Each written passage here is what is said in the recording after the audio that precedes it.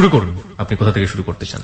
আমি অ্যাকচুয়ালি ছোটবেলা থেকে বলতে চাই, আমি ছোটবেলা খুবই দুষ্ট প্রকৃতির মেয়ে ছিলাম। কি করতেন দুষ্টুমি? দুষ্টুমি বলতে আমি একা ছিলাম, বাবার মানে ভীষণ আদর করো, কখনো গায়ে হাত দেয়নি। ওকে। সো দুষ্টুমি এরকম করতাম, মানুষের ঝগড়া লাগিয়ে দিতাম। মানুষের ঝগড়া লাগিয়ে দিতেন? ঝগড়া যেমন আমার বানানো বোনেরা ছিল, ওদের আপাকে যে এক কথা বলতাম, আবার ভাইয়াকে যে আরেক কথা বলতাম। ভয়াবহ ছিল, এটা তো দুষ্টুমি না, এটা তো ভয়াবহ অভ্যাস। ভয়াবহ ছিল। তো এরকম হতো মাঝে মাঝে, এত ভয়াবহ দুষ্টুমি করতাম যে আমার বাবা তখন বিজনেস করতো, তাকে ফোন করে মানে তাৎক্ষণিক নিয়ে যাওয়া হতো ঢাকা থেকে, যে ও কিন্তু এরকম করছে, এরকম দুষ্টুমি। মানে এত বেশি দুষ্টুমি ছিল যে আপনাকে সামাল দেওয়ার জন্য আপনার বাবাকে ঢাকা থেকে নিয়ে যেতে হতো? তাছাড়া আমি কাউকে মানে ভয় পেতাম না। মাই গড, এটাও নাকি দুষ্টুমি? শুনি একটু কি করতেন। যেমন এরকম আমি ওদিক দিয়ে হেঁটে হেঁটে যাচ্ছি, তো জুল দেখতাম যে ভাইয়া ওরা কৃষি কাজ করতো, যে কাজ করতেছে, তো ভাইয়াকে বলতাম যে আফা কিন্তু তোমার বকতেছে, আর একটু রাগী টাইপের ছিল। তো ভাইয়া ওখান থেকে বকতে বকতে আসতো, যে হ্যাঁ বকতেছে। আফাকে এসে বলতাম তোমাকে কিন্তু বকতেছে। তো ওরা মাঝখান দিয়ে ওরা মানে ঝগড়া লেগে যেত, আমি চুপচাপ হাসতে হাসতে চলে আসতাম। তো মাকে আসে বিচার দিত যে মা মাসবা কিন্তু এরকম করছে। তা মা আর কি করবে, মা জানতোই যে আমি এরকম দুষ্টমি টাইপের ছিলাম, প্রচন্ড রাগ, মানে আমাকে কিছু বলতে পারতো না, সব মানে ভেঙে দিতাম। আপনি অনেক রাগী ছিলেন? কয় ভাই বোন ছিলেন আপনারা? আমি একাই। আপনি একাই ছিলেন? ওকে। মানে স্কুলে তো এরকমই করতাম, অনেক ছোটবেলায় স্কুলে গেছি, মানে আমার যারা সিনিয়র ছিল তাদের সাথে আমি পড়তাম। তো যখন স্কুলে যাই এরকমই দুষ্টমি করতাম, হয়তো সাইকেল নিয়ে চলে যেতাম, কারো পিছে দৌড়াতাম, মানে ক্লাস তেমন একটা না, যে প্রেজেন্ট দিতাম না, পিছে বসে থাকতাম। প্রেজেন্ট দিতেন না? বসে থাকতেন, তারপর প্রেজেন্ট হ্যাঁ দিতেন? আমি আসছি তো বলবো কেন, বলতাম না, তো বিচার আসতোই বাসায়। অলরেডি আমার দাদা আবার কমিটি ছিল ওখানে, কিন্তু কিছু বলতো না, বাবাকে ফোন দিত। হ্যাঁ বাবা আবার কি আমার নাম কিছু বলা মাত্র সে চলে যেত, এই জন্য যেত যে আমাকে শাসন করার জন্য, বাট উনি কিন্তু যে আমাকে কিছু বলতো না, আস্তে করে ডাকে নিয়ে যা বলতো তুমি এটা করছো, আমি বললাম হ্যাঁ করছি। উনি রুম থেকে বেরোয় বলতে হ্যাঁ বইকে দিছে আর করবে না। যখন 3-4 পড়ি এরকম আর কি, তখন মানে এরকম হতো যে একটু বড় হওয়ার পর আমি ফুপুদের বাড়িতে একটু বেশি থাকতাম। 6 মাস ফুপুর বাড়ি থাকলে 6 মাস নিজের বাড়িতে থাকতাম, বাট নিজের বাড়িতে থাকলেও বেশি একটা ক্লাস করা হতো না আমার ছোট থেকে। ফুপুর বাড়িতে কেন থাকতেন? মানে ফুপুদের কোনো মেয়ে ছিল না, আমার ফুপু দুটো ছেলেই ছিল। একটা তো হচ্ছে আপনার ফ্যামিলিতেও আপনি একাই ছিলেন, তারপরে ফুপুদের বাড়িতে কোনো মেয়ে ছিল না, মানে ছেলে ছিল, তো এই জন্য ফুপু আদর করতে বেশি ভালোবাসতো ভীষণ। সো ওখানে থাকাকালীন এরকম হতো, মানে খুব বায়না তো, মানে মিষ্টিটা জিনিস মানে ভীষণ পছন্দ করি। রাত নাই, রাতে 2টা বাজে উঠে আমি মানে কান্না শুরু করে দিতাম যে মিষ্টি খাওয়ার জন্য খেতে হবে। তো ফুপু সবসময় ফ্রিজে আইনা রাখতো, যে জানে ও আসছে। তো এরকম প্রায় সময় একদিন রাত্রে এমন ছিল, মানে আমি মাঝখানে, ফুপু ফুপা দুজন দুই সাইডে, অনেক রাত্রে 1-1:30 বাজে ঘুম থেকে উঠে গেছি। তো উঠা চাদর নিয়ে নিচে নামতাম, নিচে নামে আমার ফ্রিজ খুলে একা একাই মিষ্টি খেতে গেছে, মানে মুখ দুই নেই অন্ধকারের ভিতরে খেতে, যে আমি ওটা খুলতে যাই খেয়েছি। খেয়ে ওখান থেকে একটা বিড়াল গেছিল, তো আমি খুব ভয় পেতাম আবার, তো বিড়ালটা দেখে আমি জোরে জোরে মানে চিৎকার দিয়ে ফেলেছি। সবাই তো ঘুমের মধ্যে সবাই উঠে মানে আমাকে খুঁজতেছিল, আমার ফুপু বিছানায়, উনি জোরে জোরে চিৎকার করতেছিল যে আমার মেয়েটার কি হইলো কি হইলো। তো এরকম ছিল, উনি লাইট জ্বালাই দেখে আমি নিচে দাঁড়ায় মিষ্টি খাচ্ছি। তো ওখান থেকে আবার বাড়িতে আসা হতো যখন পরীক্ষা হতো আর কি, অল্প কিছুদিন ক্লাস করে আবার পরীক্ষা দিয়ে আবার রেজাল্টটা মানে পরীক্ষা শেষ হলেই চলে যেতাম। তখন আমি অনেক ছোট ছিলাম, মানে তুতলা ছিলাম, কথা ঠিক মতো বলতে পারতাম না, লিখতে পারতাম আর কি। রেজাল্ট তো হয়ে যাবে, ওটা তো বেশি একটা রেজাল্ট ছিল না, ক্লাস ভালো রেজাল্ট ছিল না। হ্যাঁ ভালো রেজাল্ট ছিল না বলতে ওটা তো এমন কোনো কঠিন ছিল না যে এটা পাস ফেলের কিছু, সেরকম করে ফুরে উঠে যায়, এরকম করে মানে বছর একটা এরকম চলে যায় ফুরে। এরকম আমার একটা ঘটনা মনে পড়ে, যেটা এরকম ছিল, মানে একদিন মা অ্যাকচুয়ালি আমাকে, মানে আমি স্কুলে গেছি, উনি আমাকে রেখে আমার নানু বাড়ি চলে গেছিল। নানু বাড়ি চলে গেলে আমি বাসায় যখন আসছি, আয়সা ফার্স্টে দাদাকে বলি, তো মা কই বলছে ও তো বাপের বাড়ি গেছে, তুমি বসে থাকো, বিকেল বেলা আসবে। তো আমি তার বসে থাকতে রাজি না, এত কান্না করছি, সব বই ছিঁড়ছে, ছিঁড়ে মানে একটা কোঞ্চা দিয়ে সুতা দিয়ে মালা গেথে সারা বাড়ি, মানে ঘর, আমাদের অনেক বড় একটা ঘর ছিল, ঘর দিয়ে পেঁচাচ্ছিলাম যে আমি আমার থুয়ে কেন গেল। এত কান্না করছি, চোখে বালু টালু দিয়ে মানে কষলে, মানে চোখটা বাম চোখটা একদমই করে ফেলছিলাম, লাল করে ফেলছিলাম পুরো। দাদা গিয়ে তাড়াতাড়ি মাকে নিয়ে এসছে যে ওকে কেন রেখে আসছে।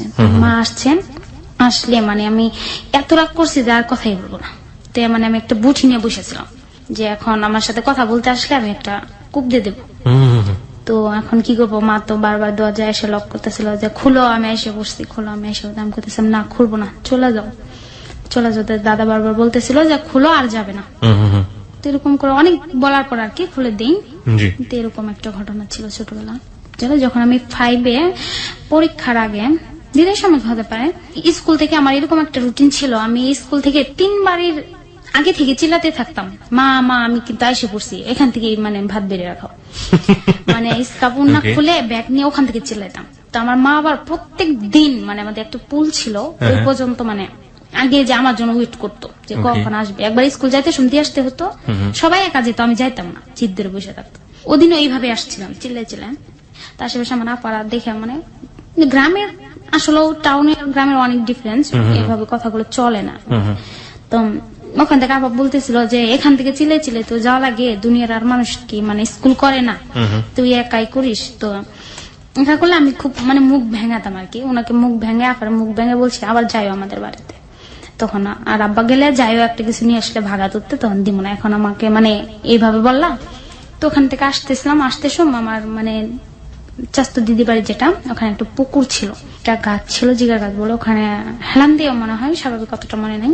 সো ওখানে একটা ছেলে দাঁড়িয়ে ছিল খুব কালো করে, আমি কিন্তু চিলে চিলে আসতেছিলাম। মা যখন স্বামী গেছে আমি মাকে সবসময় ব্যাগ দিয়ে দিতাম, আমি নিতাম না মানে, আর মানে মুখ ভেঙে ভেঙে আসতেছিলাম। মানে কালো ছেলে দাঁড়িয়ে, কালো মানুষ মানে আমি সুন্দর না, বাট আমি কালো মানুষ খুবই করতাম, যে কালো কালো বলতেই থাকতাম। কালো দেখে আমি ও চিনি না কিন্তু, বাট আমি ওকে ভেঙে দিয়ে আসতেছিলাম। এভাবে বাড়িতে আসে খাওয়া দাওয়া করে মানে ড্রেসটা শুধু চেঞ্জ করতে যতক্ষণ এমনি চলে যেতাম যে খেলতে হবে। দৌড়ে আসে চলেছে ওই দিদির বাড়িতে আসতাম, ওরা আমার ফুপুরা বেশি একটা সিনিয়র ছিল না, 2-3 বছর। তা আসলে ওদের সাথে খেলতাম, খেলে মানে আসছে আসে বলতেছে ওটা কে আসছে, হ্যাঁ কালো করে কে আসছে আমার বাড়িতে। তো ফুপু বলতেছে, আমি ওকে চিনতাম না যে আমার ফুয়াতো ভাই, বলতেছে ওইটা আমার আপার ছেলে। তো বলছি ও কে আসছে, তো কালো কে সামনে বলছি, ও বলতেছে হ্যাঁ ও আসছে, ও এখান থেকে আমাদের এখানে থাকবে। এটা আমার ফুপু। আপনার ফুপু এটা বলছে। আর ও ছিল সম্পর্কে আপনার কি হয়? ফুপাতো ভাই। মানে আপন ফুপাতো ভাই না, চাচাতো ফুপাতো ভাই। চাচাতো ফুপাতো ভাই সম্পর্কের আর কি। হ্যাঁ সম্পর্ক, ওরা ঢাকা থাকতো, আমি চিনতাম না। ওকে। সো বলতে থাকবে নেক্সট দিন আর পরের দিন আর কি সে আমার সাথে স্কুল যায়, আমাদের স্কুলে ভর্তি হওয়ার জন্য। ক্লাস 5 থেকে আমরা একসাথে লেখাপড়া করি। মানে একই ক্লাসে ছিলেন আপনি? হ্যাঁ, ও সিনিয়র ছিল 3-4 বছর মতো বড় ছিল আপনার। হ্যাঁ, তারপর ও ছোট ক্লাসে ভর্তি হলো আপনার সাথে? আমার 2 ফুপু, ভাগ্নি ও আমি একসাথে একই ক্লাসে পড়ছেন? একই ক্লাসে। আমি ছোট ছিলাম, মানে বললাম না আমার ক্লাস 1-2 মানে নামই আমার লিখে নাই। আমার দাদা এই কমিটি ছিল, বলছে যে ও যদি ফেল করে তো ওকে নিচে নামাই দেবো, বাট আমি কথা বলতে পারতাম না, বাট লিখতে পারতাম খাতায়। সো এইভাবে আর আমার নামানো হয়নি।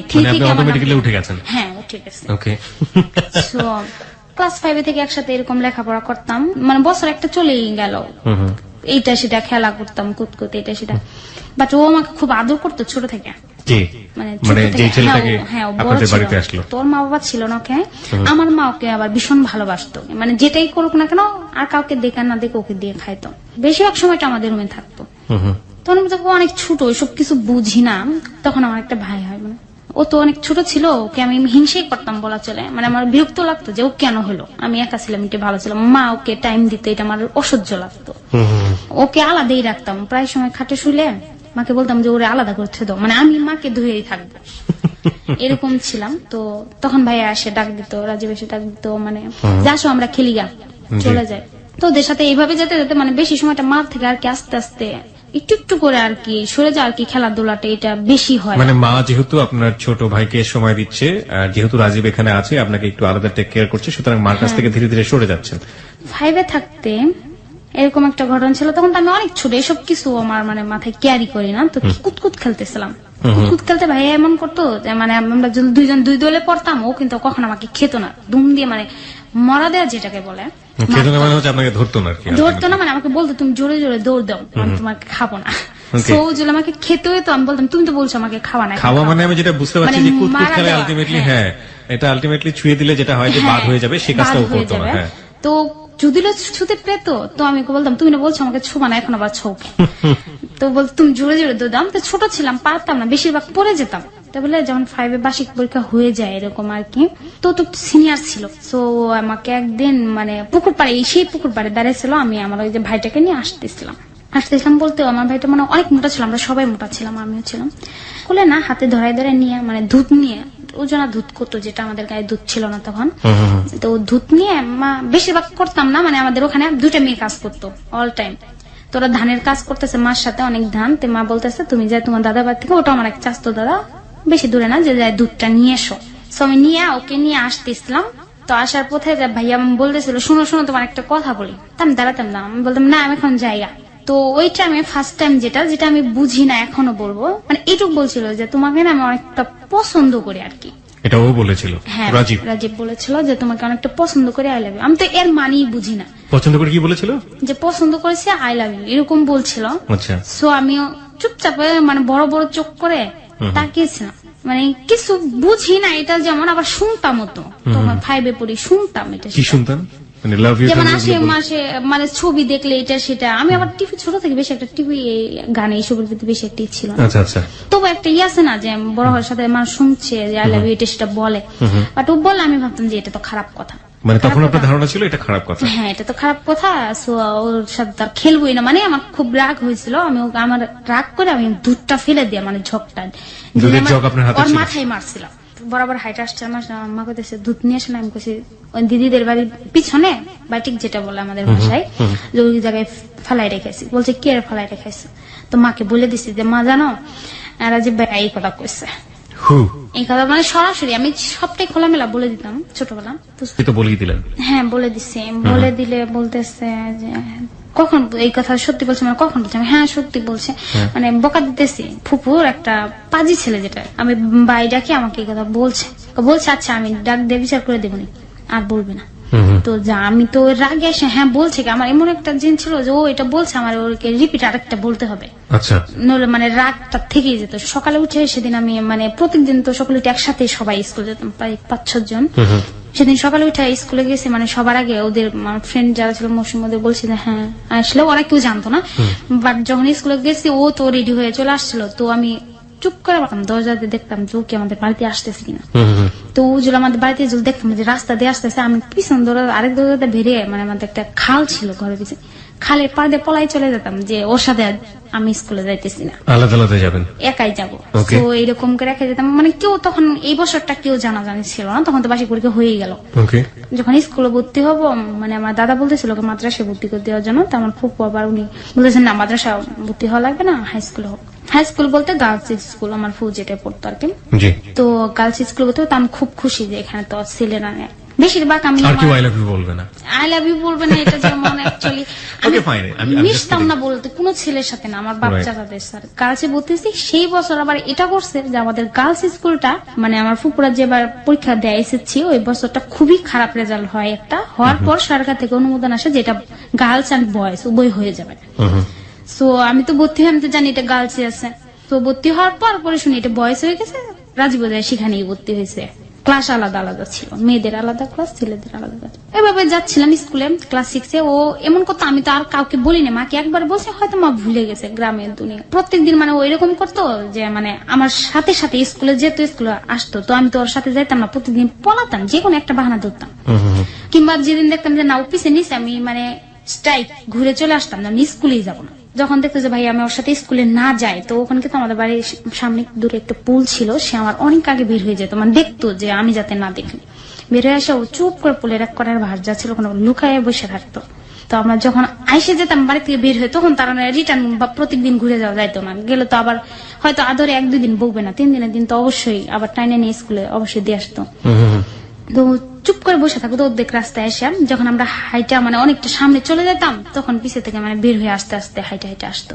তখন পিছন দিন তাকায় দেখুন কি লাভ হইলো পলায়া, মানে ও প্রতিদিন পিছিয়ে যাইতোই, এতে কোনো মিস নাই। 6-এ পরীক্ষা হয়ে গেল, এরকম 7-এ উঠে গেলাম। এদিকে কোনো ডিস্টার্ব হতো না, আমার বাচ্চাদের সামনে কেউ কখন আমাকে কিছু বলতেই সাহস পেত না। বাট আমার একটা ছিল খুব খারাপ লাগ বলবো, সেটা হলো মানে যেখানে যেতাম মানে ছেলেরা বেশি একটা অ্যাট্রাকটিভ ছিল, মানে প্রপোজ জিনিসটা মনে হয় বেশি একটা হয়েছিল আপনার ক্ষেত্রে, আপনি সেটা মনে করছেন? ওকে। যে কোনো ছেলে মানে মানে পিছিয়ে থাকতো, এরকম একটা কিছু বলতো, তো ভাইয়া কি করতো ওরকম সবসময় পিছিয়ে লাগে থাকতো, যাতে কেউ কিছু না বলতে পারে, মানে সবসময় পিছিয়ে যাইতো। যদি কোনো ছেলে 1 দিন 2 দিন 3 দিন এসে সামনে এসে কিছু বলতো, তো ওকে সরাসরি ডেকে বলতো হ্যাঁ চিনো সেটা কে। আর এমনি আমাকে সবাই চিনে আমাদের পাড়াতে, আমার এক নামই চিনে, আমাদের খনখনি বেগম। না খনখনি না, মানে আমার সামনে মানে খুব মানে আমার নামটা বললেই মানে চিনে, অমুকের নাতি বললে আমার দাদার নাম জি বুঝতে পেরেছি আমি। হ্যাঁ, ভাইয়া পিছে ডাক দিয়ে সুন্দর করে ডাক দিত, ওকেও চিনতো, ও তো নাতি ছিল। তো বলতো তুই জানিস এটা কে?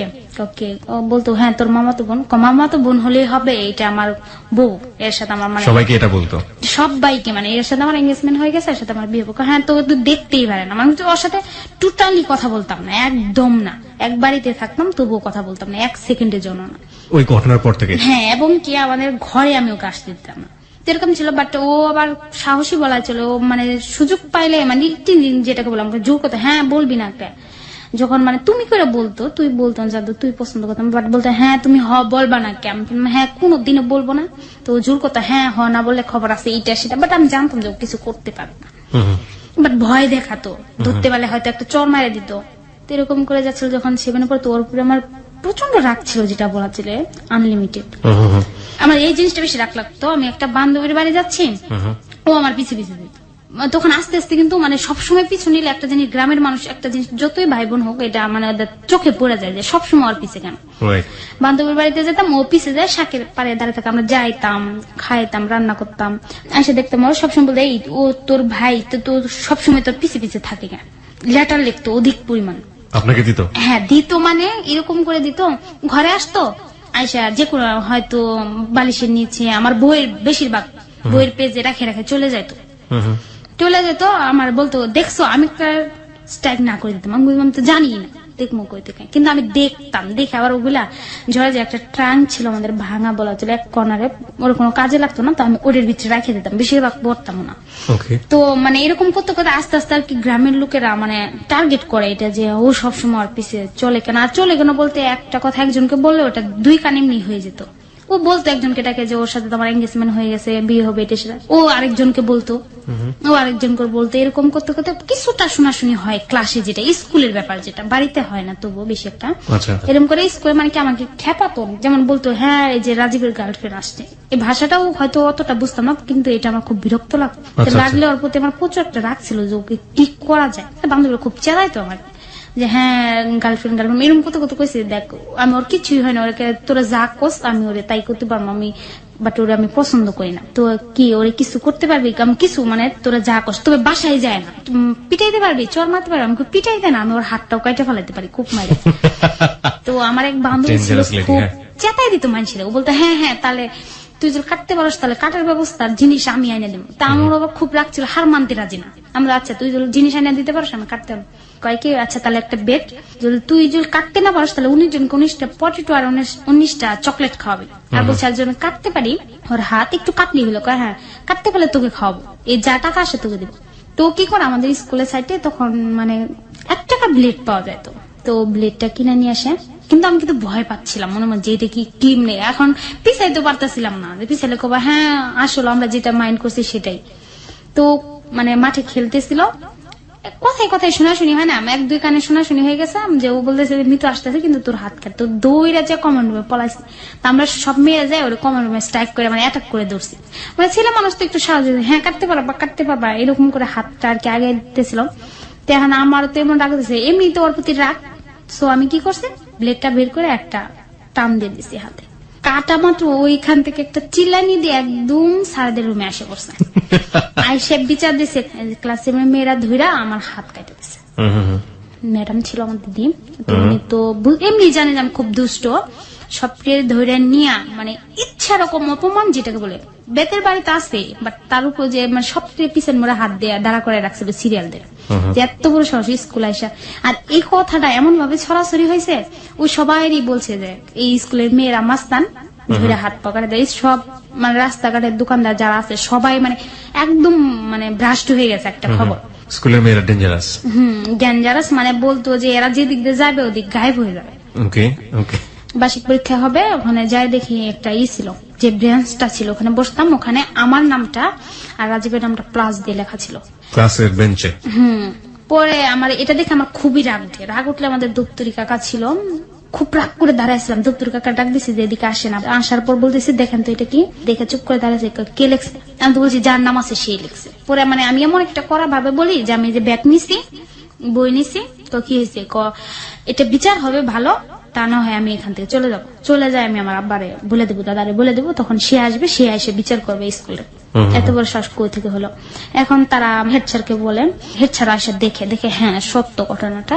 তো মাঠে খেলতেছিল হয়তোবা, দপ্তরি কাকা ডাক দিয়ে নিয়ে যায় কাকে? রাজীবকে। পরে বলে যে মাস্টারবাকে চিনো? ও বলছে হ্যাঁ চিনি। কি হয়? ও কিছু বলে না, ব্রেঞ্চের ভিতরে মানে এই নামটা কে লাগছে? ও বলে হ্যাঁ আমি লিখি নাই, বাট ও না করে, কিন্তু এটা শিখা যায় না যে ও আমার মামাতো বোন হয়। বলো যে ও আমার মামাতো বোন হয়, এইসব যেটা শুনছি এটা মিথ্যা কথা। ওই রকম ছিল যে না আমি তোকে পছন্দ করি, সো আমি এটা না করবো না। করেনি, কিন্তু স্ট্রং দাঁড়াইছিল, ইচ্ছা এরকম পিটাইছে ওকে, 27টা বাড়ি দিয়েছিল ওকে। এই সংখ্যাটা আপনি পরবর্তীতে জানলেন কিভাবে? ফ্রেন্ডেরা ছিল, আমি কিন্তু খুব ভয় পাচ্ছিলাম, আমি চাচ্ছিলাম না যে এইটুকুর জন্য এত বড় বিচার হোক। মানে ও কিন্তু আবার খাইছে কিছুটা নিজের দোষে, যে ও এটা বলে আসে করতে পারতো হ্যাঁ আমার মামা তো বোন, বোনের মতো দেখি, কিন্তু ওখানে হিরোইজম দেখাতে গেছে। মানতে রাজি না, আমি ওকে বোনের মতো দেখি না, ও বলছে সরাসরি। স্যার বলছে ছেলে তো বিয়া দাও দিয়ে দিয়েছে, ইচ্ছা এরকম পিটাইছে, পিটে একটা লাল কার্ড দিছে যে তোকে স্কুল থেকে বের করে দেওয়া হবে, এরকম কিছু। তো পিটানোর পর ক্লাসে আসছে, এসে বসছে, তো পিঠ দিয়ে রক্ত বের হয়ে যাচ্ছিল। এবার আর কি সবাই জানাজানি হয়ে গেল যে ওদের ভিতর, বাট আমি কিন্তু তখন ওকে চয়েস করতাম না, কিছু না ছিল না, বাট এর জানাজানি হলো যে ওদের দুজনের রিলেশন আছে। এবার একবার এস্টাবলিশড হয়ে গেল ব্যাপারটা। হ্যাঁ হয়ে গেল, মানে এরকম যে আমিও আছি এর ভিতর, বাট আমি কিন্তু ছিলামই না। তো বাসায় এসে পরে তো কি করে সেই বিষয়ে আমার কোনো আইডিয়া নেই, কিন্তু আমি স্কুলে খুব ভয় পাইতেছিলাম। জাস্ট বাসায় গেলে ওর নানি যে ছিল আমাদের চাস্তো দাদি, খুব ডেঞ্জারাস, ওনার ভয়ে আমরা আমার মারা কেউ কখনো কথা বলে না। তো আমি তো ভয় পাচ্ছি যে আজকে তো বাসায় গেলাম আর তো আর রক্ষা নাই, স্কুলে নাই আমাকে কিছু করতে পারে না, বাসায় গেলে এই পিটারিটা আমার কপালে আছে। পুরো ভয় পাই আসে দেখি কোনো শব্দ কিছু নেই, ভাত খাইছি, চুপচাপ বসে আছি, কেউ কিছু বলে না। তো আমি একদম রিল্যাক্স হয়ে গেলাম। রাত চলে গেল, ফেরার দিন সকাল হতে আরো দিন মানে স্কুলে যাওয়ার জন্য আমি সকালবেলা বায়না ধরি যে আমি যাবো না। সেদিন তো আমি তাড়াতাড়ি রেডি হয়ে এসে পড়তেছিলাম, যাতে আমি বাসা থেকে আর কি তাড়াতাড়ি বের হয়ে চলে যাওয়া যায়। তো এসে বসছি স্কুলে, সেদিনও কোনো প্রবলেম হয় নাই, সেও স্কুলে গেছে, কোনো কথাবার্তা কিছু না, একদম চুপচাপ। 2-3 দিন পর সে একদিন স্কুলে জানে, তো আমি বেশি একটু কেয়ার করিনি। তো আমি ভাবছি 2-3 দিন যেহেতু আর কিছু হয়নি, তো এখন আর কি হবে, কিছু হয়নি। বাট পরে আমি বাসায় আসছি, আসে মানে ওইটা আমার মনেই নেই। খাইতে বসছি, মা খাইতে দিছে, অর্ধেক খাওয়া হয়ে গেছে, তখন বলতেছে স্কুলে কি হয়েছিল। এটা 3-4 দিন পর। কিছু না, কি হবো, প্রত্যেকদিন যা হয় তাই, স্কুল আবার কি হয়? কিছু হয় নাই কনা, রাজীবকে বলে মারছে। মানে এটা আমার মা কিন্তু সব জানে, বাট আমাকে বলে নাই যে তোমার জন্য, বলছে রাজীবকে বলে মারছে। আমি কি জানি, আমি তো সঠিক জানি না। মানে এই কথা শুনে কিন্তু আমার ভয় লাগতেছিল যে এটা আমার জন্য, বাট আমি না করছি যে আমি জানি। সত্যি জানিস না? তুই করে বলতে সত্যি জানিস না? না জানি না। তুই যদি নাই জানিস রাজীবের পিঠটা এরকম ফাইটে ফাইটে হয়েছে, এরকম একদম লাল হয়ে রয়েছে, আমি জানি না। তুই বলে বিষয় দিয়ে মার খাওয়াইছিস, তার মানে ওর মাকে ফোন করা হয়েছিল। ওর মা ঢাকাতে যায়, আমার মার সাথে ইচ্ছা রকম ঝগড়া, যেটাকে বলে গ্রামে। ওর মাকে বলছে ছেলে যেহেতু যে ও বিচার দিয়ে এরকম মার খাওয়াইছে, ফাইন একটা ঝগড়া হয়ে যায়, মানে সবাই জানাজানি হয়ে যায় যে এরা নিজেরা এরকম ঝগড়া করতে, ভাবি ননদে এরকম বিশাল ঝগড়া হয়ে যায়। তো আমি পুরো গ্রাম মানে রুটে গেল, কি নিয়ে ঝগড়া হচ্ছে যে ও কে মার খাওয়াচ্ছে। তো বলছে আমি তো একদম না, ওর নামে আর যত মন্দ বলা যায়, যেটা বলে ইচ্ছা খারাপ করি। ওর পুরো মা কয় সত্যি করে এত বড় ঘটনাটা কি মিথ্যা হইতে পারে, যে ওর পিঠটাও চোখের সামনে এত বড় হয়ে আসছে পিঠটার ভিতর, তুই না করতেছিস। পরে মানে একটু ভয় কাটতে কাটতে, মানে আমি তো আবার একটা সাহস ছিল যে আমার তার মারবো না, বকা চাই, 2-1টা বকা দেবো। তো বলছি আমি তো দেইনি, আমার কথা না করছি, আমার বান্ধবীরা দিছে এরকম প্লাস দিয়ে লিখছিল। মা বলতেছে যে লিখলে কিরকম বিচার দিতে হয়, বাসায় আসতি নিজেরা ওকে বলে দিতাম, আর লিখতো না। তো বিশাল হয়ে যায়। হয়ে যাওয়ার পর মানে ও আর আমার সাথে কথা বলে না। পর যখন বার্ষিক পরীক্ষা হবে এরকম মানে হঠাৎ করে, তখন মানে একটা জিনিস কি, মানে সবসময় লোকটা কথা বলতো, পিছিয়ে থাকতো, হঠাৎ করে নাই, এটা কিন্তু একটু খারাপ লাগতো যে হ্যাঁ লোকটা নাই। মানে কোথায় গেল নাই, মানে ওর আমার পিছু নিত না। ও আচ্ছা আচ্ছা, মানে মাইটা খাওয়ানোর পর সেগুলো আর করতো না। তো করতো না, তখন আমি করতাম এরকম মাইটা খাওয়ানো ঠিক হয়নি। ঠিক হয় বলতে এত বড় মাইটা খাওয়ানো ঠিক হয় নাই। ভাই নিজের মানে বাসায় দেখা হলো, আগে এরকম ছিল, আমি বসে থাকলে ও আসতো, এখন আমাকে দেখলে ও পলাইতো, একটু খারাপ লাগতো। এইটা যখন পরীক্ষা হয়, ও একবার আইসে পড়ে, ঢাকা এসে পড়ে, এটাই শিওর যে ওকে ভালো লাগতো না, বাট ও আইসে পড়ে শুনি যে ও আর যাবে না। পড়বে না, পরীক্ষা দিবে না। সো আমি ও যাওয়ার পর আমি ওকে একটা লেটার দিই। সেটা ভালো লাগাও ছিল না, কিছুই না, যে ও পড়ুক, ওকে, মানে পড়াশোনা যেন ও আসুক পড়ুক, যে আমার জন্য এত বড় বদনামটা না হোক। কারণ যেহেতু ফুপু বলবে যে তোর জন্য আমার ছেলেটা বন্ধ করে আসে বসে, তো আমি একটা লেটার দিই। মানে এটা আমার এক বান্ধবী ছিল, ওর সাথে মিলে ও বলে আচ্ছা দিয়ে সমস্যা কি, 9-10 পর্যন্ত পড়ে তো চলেই যাবো। লেটার দেই ছোট্ট একটা কাগজে, জাস্ট এই 3টা শব্দ লিখে দেয়, আমি আর কিছু লিখে, ওই তো আমার সহ্য দেওয়া। আবার আমাদের লেটার দেওয়ার নিয়মটা এরকম ছিল, বাড়ি ছিল পাশাপাশি, বাট লেটার দিতাম 3 গ্রাম ঘুরা। ও যায় দেশ তার একজনের কাছে, ওদের ঘুরে ঘুরে আসতো, 2 দিন 1 দিন লেগে যাইতো আস্তে আস্তে। আচ্ছা আচ্ছা। তো আসে, ও তো মনে মনে ভাবে খুবই হ্যাপি, মার খেলেও এভাবে চলে যায়। 9-এ ওঠার পর ও জানতো যে আমি ওকে লাভ করি, বাট তখন কিন্তু আমি ওকে লাভ জিনিসটা করতাম না বলা চলে। বাট লেটার দিতাম, যেটা সত্য কথা বলবো, ও দিত। মানে এত লেটার হতো, যে ট্রাঙ্কটার কথা বলছিলাম, এটা ভরে গিয়ে মানে বস্তায় রাখা হতো ওর লেখাগুলা। মানে লেটার বলা চলে না, পত্রিকা বলা চলে এক একটা। হ্যাঁ, এরকম করে ও লিখতাম, আমিও লিখতাম। আমি যে লিখতাম তা এমনটা না। এ হওয়ার পর অনেকগুলো লেটার হয়েছে, আমার 21-22টা মতো হলে ও আমার কাকাকে এগুলো সব দিয়ে দেয়। পরে শুনি কয়, দেখো তোমার বাস্তি যতগুলো মার খাওয়াইছে আমাকে, এখন ও দিয়ে আমার পিছে পিছে ঘুরে। কতদিন পরে কাজটা করে? 8-9 মাস পরে এরকম। 8-9 মাস পরে, যখন আপনি চিঠিপত্র দিয়ে মোটামুটি তাকে হৃষ্টপুষ্ট করে দিয়েছেন, মানে 8-9টা চিঠি দিয়েছেন, হ্যাঁ, ততদিনে কি আপনি তাকে বলেছেন যে আপনি তাকে পছন্দ না, করেন? একবার মুখে বলিনি। চিঠির মধ্যে কি থাকতো? এইটা, হ্যাঁ আমি আপনাকে পছন্দ করি, আপনি আসেন পড়েন, সমস্যা নেই, আমার পিছু নিয়েন না, পাশাপাশি চলেন, এটা সেটা। ও যাটা লিখতো ওটার বিপরীতটা যেটা আসে আর কি, যা বুঝতাম আর কি। ওই সময়টাতে ও আপনাকে কি লিখতো? পছন্দ করে, ভালোবাসে, এই টাইপের কথা লিখতো?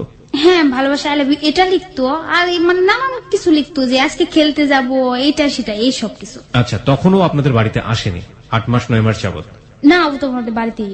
তো চিঠিটা কোথা থেকে লিখতো? ও রুমে থাকতো, আমি আমার রুমে। আমি ঠিক বুঝলাম না, পাশের রুম থেকে পাশের রুমে চিঠি লিখছে? আমাদের মাঝখানে তো আমার চাস্তো ফুয়াতো ভাই ছিল না। না, তাহলে চিঠিটা কোথা থেকে লেখা হতো? আপনি কোথায় এসে বলতেন যে আসেন পড়েন? কোথায় গিয়ে পড়বে? পড়াশোনা তো বন্ধ করে দিয়েছে ততদিন নাকি? না না, তাহলে পড়াশোনা বন্ধ বলতে ও ঢাকা চলে গেছিল, যারা আসবে না, হ্যাঁ, তারপরে তো আবার চলে এসেছে। ওরা আসে হ্যাঁ। কিছুদিন পর, 15-20 দিন পর। 15-20 আসার দিন পর পর আসে। আমি ওকে ছোট একটা কাগজে লেটার আমার বান্ধবীর কাছে লিখে দিই, যে ওকে বলো যে আমি ওকে পছন্দ করি, ও থাকে পড়ুক। তো আচ্ছা। আবার বান্ধবী এসে ঘুরে ওকে দেখা হলে দিয়ে দেয়, উপরে তো হ্যাপি, ও আর যাইতো না, পড়বে এখন। আপনারা পাশের রুমেই থাকতেন, পাশাপাশি থাকতেন? পাশাপাশি বাড়ি মাঝখানে 2টা ঘর ছিল। কিন্তু চিঠিটা বান্ধবীদেরকে দিতেন? দিয়ে মানে অনেকটা এক মহল্লা ঘুরে আসতো, একদিনও লেগে যেত। ওকে। পরে আমার কাকা নিয়ে আসে বলতেছে এগুলো কি। মানে দুষ্ট ছিলাম, বাট আমি এইসব ব্যাপারে অনেকটাই লাজুক ছিলাম, কারণ বাড়তি কোনো ছেলেদের সাথে মিশতাম না। ভীষণ একটা লজ্জা পাই। তারপর বলতেছে যে এখন তো তোর বিচার হবো। মানে আমি এটা শুই না, এমন কান্না করে, আমি সহজে কাঁদতাম না, স্ট্রং ছিলাম, সেন্সিটিভ হলেও। তো আমি এমন কান্না করি যে আমি আর জীবনে এটি করবো না, কান ধরে একদম উঠবস চাচার সামনে একদম। মানে আমার চাচার আবার ওর চাইতে কয়েক গুণ ভালো আমাকে বাসতো। ওকে। তো বলতেছে এখন তো তোর বিচার করবো। পরে আমি কান ধরে উঠবস যে আমি মাফ করে দেন, এই শেষ, আমি আর করতাম না। ও যে সেরি নিয়ে নেন, ও দিছে 4-5টা রাইখা মোটামুটি 2 বস্তা নিয়ে এসে বসে, জানি না পরে কি করছে। পরে আমি হ্যাঁ দাঁড়া, আর তো চিঠি দিয়ে দিতে পারতো না, মানে যেহেতু কাকার কাছে দিয়ে দিছে, তো এরকম দিয়ে দিলে আমি আর লেটার লিখি না। তো ফিরে লেটার না লিখলে, যেমন ভাইয়া রাজীব লেটার লিখতো আমাকে, লেখা দিত, আমি পুরো রাখি, 2-3টা রেখে দেওয়ার পর যখন মানে রিপ্লে কোনো উত্তর না দিই, তো বলতেছে উঠলে কোনো উত্তর আসে না কেন। আমি বললাম সরাসরি, আমি হাইটে গেলে বলতাম আমি আর এই ভুল করতেছি না, তুমি নিয়ে আমার চাচার কাছে সব দিয়ে দিচ্ছ, আমার মানে জিতটা তুমি শাসন করছো, আমি মার খাইছি, ওটার বিপরীতটা করছো। পর কাছে 50-50, তুমি মার খাইছো, আমি লেটার দিয়ে দিছি, 50-50 কাম বাজে নাই, আমি আর তোমার রিপ্লে কোনো লেটার দিতাম না। পরে ও কি করতো, এটা মানে খুব মজার একটা ঘটনা। ভিতরে একটা আফা ছিল, আফা ডাকতাম দিদি যেটা হয়, ওনাদের ঘর ছিল মাটির দালান, যেটাকে বলে মাটির ওয়াল। তা থাকলে উনি আবার খুব চাকচিক্য ছিল, প্রায় সপ্তাহে 2-1 লিখবা, ওকে সুন্দর করে রাখতো। তো যখন আমি ওকে লেটার না দিতাম, তো ও কি করতো, ওই দেওয়ালের ভিতরে আঙুল দিয়ে লিখে যাইতো যে এটা করবে, অমুক জায়গায় আইসো, এটা খেলবে, এটা করবা, এরকম করতো। আর নিচে লিখতো যে উত্তরটা লিখো, খাতায় লিখতে হবে না, ওয়ালি লিখো, দেয়ালে লিখো। বাইরে কষ্ট করে লেপছে, আর আপনারা গিয়ে দেয়ালটাকে খাতা বানিয়ে ফেলেছেন। ওকে। আমি আবার ওরটা হাত দিয়ে মুছে দিতাম। ওকে। মুছে আমার যেটা আসতো যে যাবো, বেশিরভাগই লাগতাম হ্যাঁ আমি যাবো না, সরাসরি যাবো না। ও আবার লাগতো যে না আসলে কিন্তু খবর আসছে, তো কিন্তু বাসা থেকে যাই ধরে নিয়ে আসবো। প্রত্যেক দিন এরকম, মানে আর খাতায় কিছু লেখা হতো না, স্কুলে যাওয়া সত্ত্বেও পিছিয়ে যাইতো। আর বন্ধু বান্ধব যেটা বলা চলে, ওর যে ফ্রেন্ডটা, ওরা আমাকে প্রপোজ করতো, করলেও ওদের কাছে তুই এটা কসকে, ওর সাথে তো আমার রিলেশন, মানে সবাই জানি, মোটামুটি সবাই জানে। তো এরকম আফার দেলানের ঘটনাটাই বলি, এটা যেমন রুজ রুজ লিখতাম, তো উনি তো লেখা বুঝতো না, বাট পিছায় এসে দেখতো যে এটা তো দেলানটা কেনা হয়ে গেছে, আউলে গেছে। তো উনি বকতো প্রত্যেক দিন যে কারা এরকম করে। তো কিন্তু আমাদের রিলেশন এটা কিন্তু জানতো যে ওরা এরকম রিলেশন আছে, তো জানলে বলতো যে এগুলো কি লাইলি মজনুর কাম তো না, মানে এরকম আর কি বলতো। তো একদিন এরকম লিখতে লিখতে একদিন আমার এত রাগ করে, মানে আজকে দেলানটা লিখছে, কালকে যে আমরা দুইজনে অনেক ফুল ভরে ফেলাইছি। তো আমার এত রাগ করে ওর কাছে বিচার দেয় সরাসরি আমার নাম ধরে। তো আমার দাদা ডাকে নিয়ে সুন্দর করে জিজ্ঞাসা, এই কাজগুলো তো তোমরা করছো না? হ্যাঁ, লাইলি মজনুর কথা লেখার অনেক সিস্টেম আছে, মানে মজা করে বলতে খুব চেপ দিক তোমার দাদারা ইয়ার কি করতো, অনেক সিস্টেম আছে, তো অযথা এই মহিলার দেলানটা কিরে প্রত্যেকদিন নষ্ট করো, ওর তো লেপতে কষ্ট। তো আমি ভীষণ একটা লজ্জা পাই যে এইভাবে তো সরাসরি আর বলা হয় না, একবার চাচা বলছে একবার দাদা বলছে, বলা হয় না। তো আমি আর লিখি না, পরে ভাইয়ের বলে দিই দেলানে আর লিখো না, আফা রাগ করে। তো এরকম ও লেটার দিতাম, আমি লেটার দিতাম, আবার শুরু হলো। হ্যাঁ শুরু হলো। একটা ঘটনা মনে পড়ে যে ও আমাদের ভীষণ একটা কষ্ট করতো, তো একলা থাকতো, বাবা মা ছিল না, তো ওর কাছে একটা টাকা থাকলো ওটা কখনো নিজে খেত না, আমার জন্য আর আমার ভাইয়ের জন্য নিয়ে আসতো। মানে আমার ভাইকে এসে বলতো ভাইয়া না দুলা ভাইটা, তো আবার ছোট ছিল, কিউট ছিল, তো ডাকতো আর এক সময় একটা করে চকলেট দিত, নিয়ে নিয়ে এসে বলতো, ওর তো দরকার ছিল খাওয়ার। তো একটা ঘটনা মনে পড়ে, আমাদের বাড়ি থেকে অনেকটা দূরে একটা মেলা যাকে বলে তিক্ত হয়, ওখানে সে ও মাত্র মনে হয় 40 টাকা না 50 টাকা নিয়ে গেছিল, ওটাও তাকে 20 টাকার মনে আমার মায়ের দিছিল। অনেক দূরে পথ, মানে হাইটে গেছিল, যায়া ওখান থেকে আমার জন্য একটা চুড়ির আলনা, 2 জোড়া কানের দুল, একটা শাবনুরের একটা ছবির পোস্টার। আমি আপনার জন্য শাবনুরের পোস্টার? হ্যাঁ, আমি শাবনুরের অনেক ছিলাম, ছবি না দেখলে ওর ভালো লাগতো। ওকে। তো ওর একটা পোস্টার, এটি মানে ওই টাকাটা দিয়ে ও নিজে না কিছু খায়, আমার জন্য নিয়ে আসছিল। নিয়ে আসলে আমি আবার কেমন ছিলাম, ওর কোনো জিনিস আমি নিতাম না, রিপ্লে আবার ঘুরাই দিয়ে যেতাম ওর ঘরে। ও কিনা আমার ঘরে দিয়ে আসতো, আমি কি চুরির আলনাটা রেখে বাকি সব ওর ঘরে দিয়ে এসছি। আবার টাকাটাও দিয়ে যেতাম, যে চুরির আলনাটা 20 টাকা নিয়েছে, 20 টাকা দিয়ে যেতাম। মানে আমার কেমন জানি খারাপ লাগতো যে ওর তো আব্বা আম্মা নাই, ওকে কে দিবে, আমাকে তো দেয়, আমি যখন যেটা চাচ্ছি পাইতেছি। তো এরকম করেই ক্লাস 9-এ তখন বার্ষিক পরীক্ষার আগে হয়তো লেটার লিখতে লিখতে একটু একটু ওকে হয়তো ভালো লাগতে শুরু করছে, মানে ভালো বাইসে ফেলাইছি যেটা বলা চলে। বাট মানে মনের অজান্তেই কখন ভালোবেসে ফেলেছেন বুঝতেই পারেননি? বুঝতে পারিনি। তো একটা জিনিস হয়েছে আমার সাথে, সেটা বলেছে যতটাই চঞ্চল ছিলাম ততটাই নীরব হয়েছি, মানে ভীষণ একটা লাজুক বলা চলে। আমি কারো চোখে তাকিয়ে কথা কখন এটা কখন ক্লাস 9-এ? This is a very important point প্রিয় শ্রোতা। এটা হচ্ছে অ্যাডোলেসেন্স পিরিয়ড যেটাকে বলে, যে বয়সন্ধিকাল। বারবারই আমরা হ্যালো 8920 তে খুব বেশি এমফাসিস দিই, আর এবং ও ক্লাস 5 থেকেই শান্ত ছিল। শান্ত বলতে ও ক্লাস 5 থেকে আমার পিছে মানে লাগিয়ে থাকতো। বুঝতে পেরেছি, 4 বছরে এসে মোটামুটি হাসিল করে ফেলেছে। না, আমি যেটা বলছিলাম যে আপনি হঠাৎ করে শান্ত হয়ে যাওয়ার পেছনের কারণটা হচ্ছে, কারণ মানে ভীষণ লজ্জা পাইতাম, ভীষণ। ওকে মানে ওকে দেখলাম রুমের বাইরে বের হতাম না। ওকে। সরাসরি মানে আপনার চঞ্চলতা তো আগের চেয়ে কমে গেছে। কমে গেছে বলতে ভীষণ করতাম ওর আর মায়ের পিঠ যা করা দরকার করতাম। ওর ঝুল দেখতাম যে না এই জায়গায় আমার এটা না করলে আমি ঠকতেছি, সো আমি ঠকে চলে আসে পড়তাম, খেলতাম না। মানে আলটিমেটলি ওকে দেখলে একটা প্রচন্ড লজ্জা পেতেন? লজ্জা মানে আমি ওর সামনে পড়তে রাজি ছিলাম না। ওকে। লেটার লিখতাম বাট সামনে পড়বো না। যেটা হয় আর কি, বয়সন্ধিকালে এক ধরনের পরিবর্তন আসে শরীর এবং মনে, সেটাই হচ্ছে। ওকে ফাইন, তারপর? এই সময়টা 9-এর সময়টা এরকম বলা চলে, আমাদের এলাকা আশেপাশে যে 4-5টা এলাকা সবাই জানতো, এমনকি ওর মা এতে মানে কেউ কিছু বলতো না। আমার বাবা শুধু বলতো যে না ওকে তো ওর কাছে দেব না, ওর মানে লেভেলেও না, ওর কাছে দিব না, বাট ওর মা কিছু বলতো না। আর ওরা খুব ভালো ছিল, ওর নানি যেটা বলে আমার দিদি সবসময় আমাকে রাখবো বলে বলতো। সবাই রাজি, এরকম বলা ছিল, মানে সবাই জানতো, এটা কোনো গোপনের কিছু ছিল না। ফ্যামিলি জানতো অলমোস্ট একদম সবাই, গ্রামের সবাই জানতো? সবাই জানতো, এবং কি এটা হবে এটাও জানতো। হ্যাঁ, শুধু বাবা রাজি ছিল না? আমার বাবা আমার ফ্যামিলি থেকে বলতো যে বড় হবে, লেখাপড়া করবে, এটা আপনি ভুলে যাবে, এটা ব্যাপার না। ওকে, কলেজ স্কুল যাবে, ভুলে যাবে, সব ভুলে যাবে, রাইট। সো এরকম করে 9-এ যখন বার্ষিক পরীক্ষা হয় এভাবে চলছিল, মানে যেখানে যাচ্ছি ও যাচ্ছে, যেটা খাচ্ছি মানে আমার খুশিটা ও দেখছে, আমি মানে মনের গুলোজুল বলে যে আমার এটা লাগবে, ওটা আগে প্রেজেন্ট করতেছে যে নাও। বেশিরভাগ মিষ্টিটা, একটা ঘটনা মনে পড়ে যে ও আমার পিছে পিছে মানে মিষ্টি নিয়ে ঘুরতেও বলা চলে, কখন জানি খাইতে মন চায়। এরকম করে 9-এ বার্ষিক পরীক্ষা দিয়ে আমরা 10-এ উঠে যাই। 10-এ প্রথম সময় পরীক্ষায় একটা ঘটনা বলি, মানে কিরকম ইনভলভ হয়ে গেছিলাম যে আমরা পরীক্ষা দিছি, পরীক্ষায় আমার রেজাল্টে রুটিনই আমি উল্টা পাল্টা লিখছিলাম। তো আর একটা কথা বলা চলে, সেটা হচ্ছে যে এটা মানে না বললেন জানি না কারোর সাথে হয় কিনা, আমার এরকম রেজাল্ট হয়েছিল যে আমি অঙ্কে 1 পাইছিলাম। মানে এত বেশি প্রেমে মশগুল যে লেখাপড়ার অবস্থা 12টা বেজে গেছে, তাই তো? 12টা মানে 14টা। আমি অঙ্কে 1 পাইছিলাম, ও 13 পাইছিল। এটা আমার আজীবন মনে থাকবে যে এত খারাপ রেজাল্ট আমার লাইফে হয় নাই। সো এই খাতাটা নিয়ে স্যার এনে দুইটার খাতা একসাথে করে দেখাইছে, এটা তো আমার প্রকাশ হয়ে গেছে ক্লাস 7 থেকে, মায়ের পিঠ দেখাইছে, দেখো লাইলি মজনুর কাহিনী দেখো। হ্যাঁ, রেজাল্ট, বাট কেউ কিছু বলতে পারতো না, হয়তো বাচ্চাটার ভয়ে, মানে এটা আরো বেশি একটা রটারটি হয়ে যায়। গ্রামের কথাটা এমন ছিল, সামনে কিছু বলবে না, লোক আড়ালে অজস্র খারাপ ভাষা যেটা বলে ওটা দিয়ে বলতো। বললে ওকে কি করে, ওকে আলাদা একটা স্কুলে নিয়ে দেয়, বয়স পাশেই ছিল, ওই স্কুলে নিয়ে ওকে ভর্তি করে দেয়। আমি আমার ওই স্কুল থেকে কালচি থাকি, 1 বছর আমরা আলাদা থাকি। থাকার পর মানে এরকম হতো, আমি আলাদা হওয়ার পর আমি ওর স্কুলে যাই, কোচিং শুরু করি।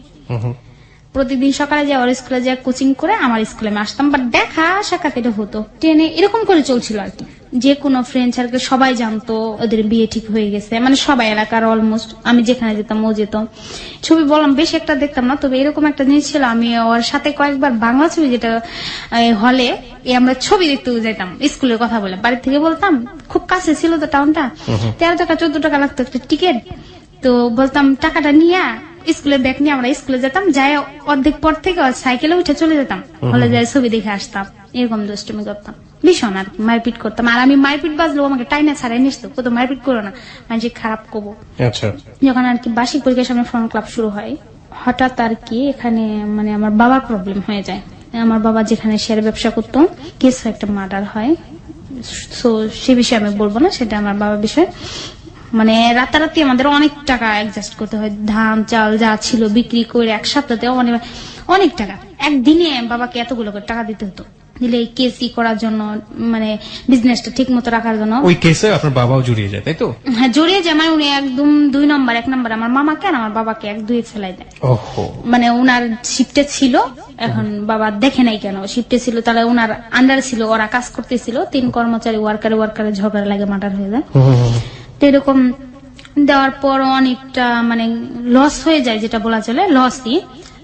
তখন আবার নতুন করে বিজনেস, ওটা তখন তালা লেগে যায় একদম, তখন আবার নতুন করে শুরু করার জন্য আমার বাবা বাড়ি থেকে জমি যা থাকে কিছুটা বিক্রি করে বন্ধক টন্ধক দিয়ে টাকা নিয়ে আবার নতুন করে মেশিন তৈরি করে করার পর আমাদের ফ্যামিলির অবস্থাটা মানে অনেকটা খারাপ হয়ে যায় বলা চলে। ক্লাস 10-এ পড়ি, মানে ফ্রন্ট ক্লাব শুরু, তখন এই টাইমে অনেকটা খারাপ। আমার তো সব দিদি ছিল, প্রায় ঝগড়া হতো আমার মার সাথে। যখন আমাদের সবসময় আমার আধাল একটা আদর ছিল, একটা চলাফেরা ছিল, যখন আমাদের এরকম হয় তখন মানে চারদিক থেকে একটা চাপ আসে, রোজ ঝগড়া লাগে দিদিদের সাথে, ফুপুরা এটা চাচ্ছে পাচ্ছে না, ওই বিষয়ে লাগে যে বলতেছে হ্যাঁ ভাবি সব একাই খাইতেছে, মানে এই নিয়ে মার সাথে প্রায় ঝগড়া লাগে। ঝগড়া লাগলে আমার মাকে আমি আর এখানে থাকবো না, আমাকে নিয়ে ঢাকা যাও। যখন আমি ক্লাস 10-এ পড়ি আমার ঢাকা নিয়ে এসে পড়া হয়। ঢাকা বলতে নারায়ণগঞ্জ চলে আসা হয়। আপনি বলতে আমার ফ্যামিলি, আমার বাবা মা ভাই, মানে আমরা আর কি। ওর সাথে কোনো কথা হয় না, ওই স্কুলে থাকে। আমার বাবা মানে খুব অভিমানী ছিল। আমার দাদা আমার বাবাকে সে বিষয়ে না বলে, আমার দাদা বাবাকে একটা কথা বলে জমি সম্বন্ধে আর কি, বলার পর তো আমার বাবা খুব রাগ করে যে আমি এত বছর তোমাদের খাওয়াইছি, এত কষ্ট করছি তোমাদের জন্য, আসছে আমি একটু প্রবলেমে পড়ছি, আমি কি আর উঠবো না এই প্রবলেম থেকে? তো তোমরা আমার সাথে এরকম ব্যবহার করলো আমার ছেলে মেয়েদের সাথে। তো বাবা রাগ করে আর কি আমাদের নিয়ে পড়ে, রাগ করে একদিনই কিছু নিয়ে আসে না, শুধু যার যার শরীরে যা থাকে, দাঁড়াতে পারলে আসবো বা কখনোই আসবো না, রাগ করে নিয়ে এসে পড়ে। নিয়ে এসে আমাদের নতুন বাসা ভাড়া নিয়ে কিন্তু আমার পড়াটা ওখানে গ্যাপ পড়ে যায়। সো আমরা এইভাবে থাকি, রাজীবের সাথে আর কোনো কথা মানে ও জানি না যে আমি চলে আসছি। সো এই জিনিসটা আমার খুব ভীষণ আঘাত লাগতেছিল যে আমি আসবো না কোনো পরিস্থিতি। ও আসার আগে একটা কাহিনী হয়েছে, আমার বাবা যখন এরকম প্রবলেম হয়, প্রায় যখন ঝগড়া চলতো তো শুনতাম, বাবা মাঝে মাঝে বলতো যে তোমাদের নিয়ে চলে যাবো, তখন ভাইয়া তো শুনতো রাজীব, তখন যাই বলছিল যে তোমার যদি এরকম নিতে আসে মামা তো তুমি যাও না, তো নিতে তো আসবে, যেহেতু সমস্যা চলতেছে নিয়ে চলে যাবো, তো চলো আমরা ভাইকে যাই। তা আমি ছোট ছিলাম, বাট আমি এইটা ভয় পেতাম যে আমি তো ওর সাথে ভাগবো না। আমি বলতাম যে না আমি তোমার সাথে ভাগবো না, বলতো কেন ভাগবা না? আমি বলতাম ভালোবাসি সেটা আলাদা, বাট তুমি তো ছোট মানুষ, আমার নিয়ে রাস্তায় তুমি হারাই ফেলাবা, তুমিও হারাই যাবা আমারও হারাই ফেলাবা। আর আমার বাবা তো কিরকম জানাই কম, আর আমার বাবা তো সব চিনে, উনি তো তোমার খুঁজে বাইকেরা তোমার তো মারিয়ে ফেলাবো, সাথে আমার মারবো, ভাগবো না। তো অনেক কান্না করতো, মানে আমার পা ধরে পর্যন্ত কান্না করতো, নিতে আসলে যায় না তুমি পলাই। তো এরকম হঠাৎ করে নিতে আসা বা ওনার মুখের তো কথা বলা চলে না, অল ফ্যামিলি আসে, ওর সাথে আর কোনো কন্ট্রাক্ট হয় না একই দুম হয় না। মানে আমার বাবা এত রাগ করে আমাদের কাউকে আর মানে আমি যতটুকু বুঝি যে আপনারা যৌথ ফ্যামিলিতে ছিলেন, রাইট? বাবা চাচা বাবা যৌথ বলতে আমার দাদার থেকে আলাদা, বাট আমার দাদা, আমার 5 ফুপু, 3 ভাইয়ের সবাই নিয়ে আমার বাবা একত্রে ছিল, মানে আমার দিদি ছিল না, আমার সৎ দিদি। সেখান থেকে আপনারা বের হয়ে চলে আসেন এবং রাজীব আলটিমেটলি আপনাদের ফ্যামিলিতেই থাকছিল এবং আমাদের পরবর্তীতে ফ্যামিলি যেটা বলতে যে আমার চাচতো দিদি। এক্স্যাক্টলি, এবং পরবর্তীতে আপনারা চলে আসার পরে ওই ফ্যামিলিতেই থেকে যায়, হ্যাঁ থেকে যায়। ও কিন্তু জানেই না, আপনারা ডিটাস্ট হয়ে যান এবং ও জানেই না ব্যাপারটা। ও স্কুলে ছিল, ও ভাবতেও পারে না যে আমরা এইভাবে চলে আসবো। ওকে, পরে ওর সম্বন্ধে আমার কোনো আইডিয়া নাই, আমি জানি না, আমি আমার জীবনটা বলি। আইসা পড়ার পর মানে বাবা যখন এরকম প্রবলেম হয় তখন মানে আমারও প্রবলেম হয়ে যায়, মানে এত পরিমাণ অসুস্থ হয়ে পড়ি, একটার পর একটা হতে থাকে। তো আমার মা বলতো তো আমার মেয়েটার দুঃখ জিনিসটা হয়তো সহ্য হবে না, সুখটাই বেশি ছিল। তো আমার বাবা এরকম তার কোনো ফুপু মানে আত্মীয় স্বজন কারোর সাথে কোনো কন্ট্যাক্ট ছিল না। আমার বাবা ফোন পর্যন্ত ইউজ করা বন্ধ করে দিয়েছিল যে টাকার জন্য এরকম হয়েছে, তো আমি আর কারোর সাথে যে পর্যন্ত আবার আগের লেভেলে না দাঁড়াতে পারবো কন্ট্যাক্ট করবো না, চুপচাপ সবসময় বসে থাকলাম। তখন একটা জিনিস পড়াটা বন্ধ হয়, সেটা আমার ভীষণ ভীষণ আঘাত করে। আরেকটা জিনিস প্রচন্ড আঘাত করে, সেটা হলো যে ওকে আমি বইলেও আসতে পারিনি, বইলে আসি কি ওকে আমার চাই, মানে জেদ ধরা ছিলাম যে চাই।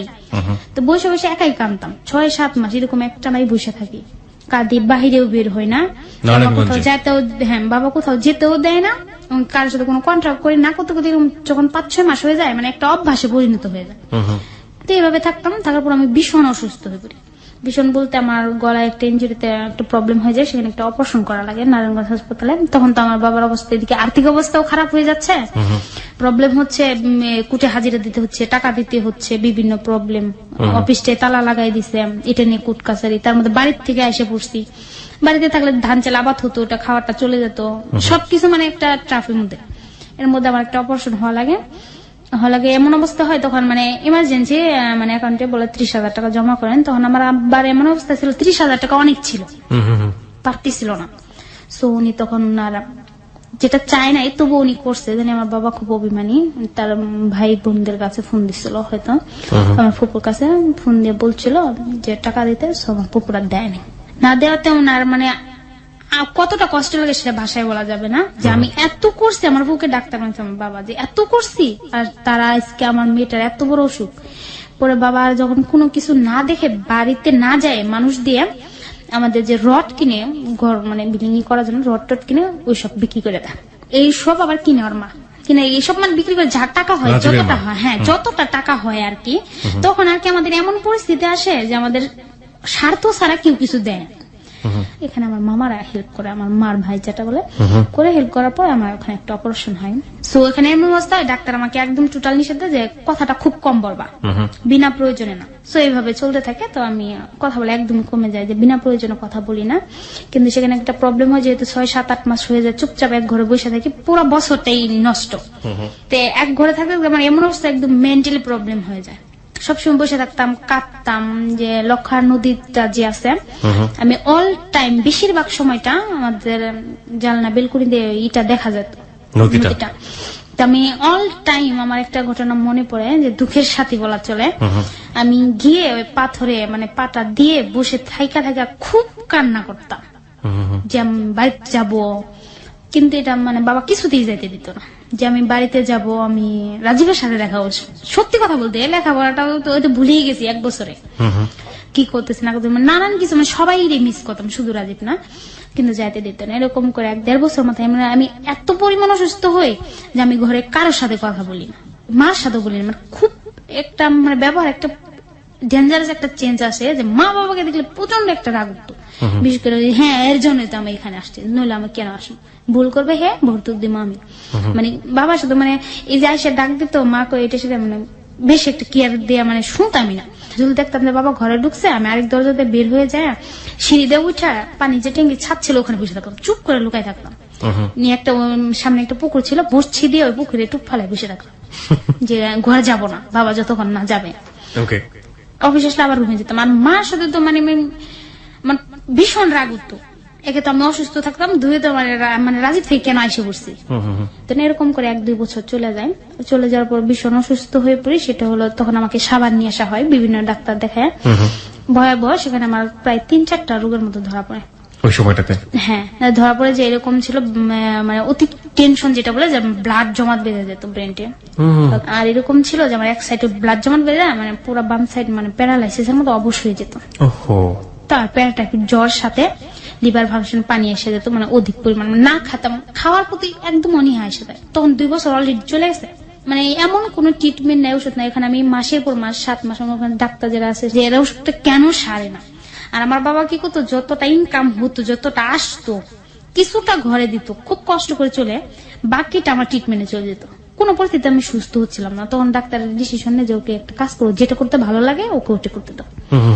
এই সময়টা এই যে শেফার সাথে এর সাথে আমার পরিচয় হয়, এই আমার মানে দুঃখের ফ্রেন্ড বলা ছিল। যখন আমি দুঃখে পড়ছি ওকে সাইডে পাইছি। শেফা মানে আপনার বান্ধবী? এই যে বান্ধবী যে বসে আছে নারায়ণগঞ্জে।